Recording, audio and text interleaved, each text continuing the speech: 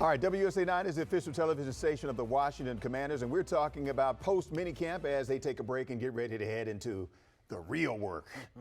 Real work before the regular season starts. Lou Holder of the Holder Hangout. He has covered the team for more than 20 years. He was at minicamp. Good morning to you again.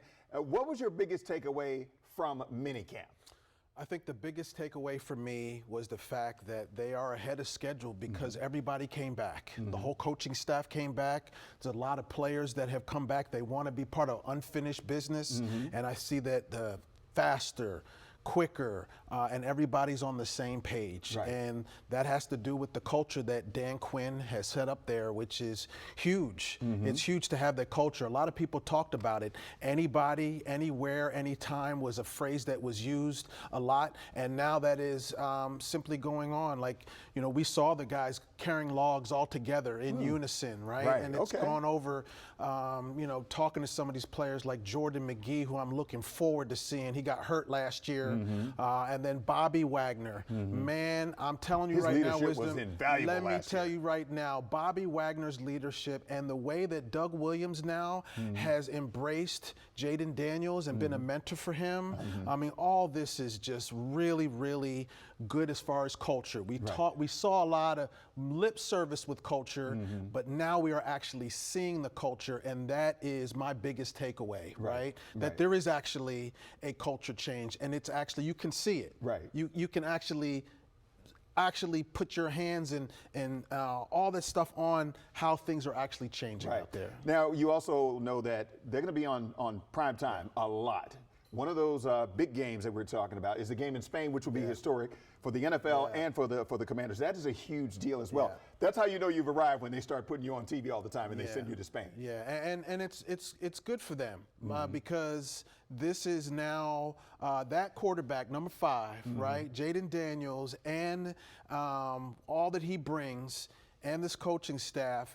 The whole world wants to see this now, right? So to them to have one of these international games is kind of the progression, like you said, that this is a team that everybody wants to see, not just in the United States and the NFL, the whole world wants to see. The whole world. You know what else they want to see? They want to see him play at RFK again. I mean, that's still in the works. It's still a deal that they're still working on. A lot of I's have to be dotted, T's have to be crossed. But you and I were out at RFK. You might not remember this. When they played the last baseball game at RFK, we covered the Nats playing, and it was hyped then.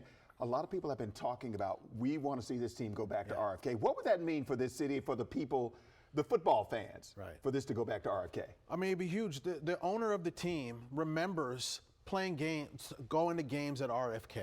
Right?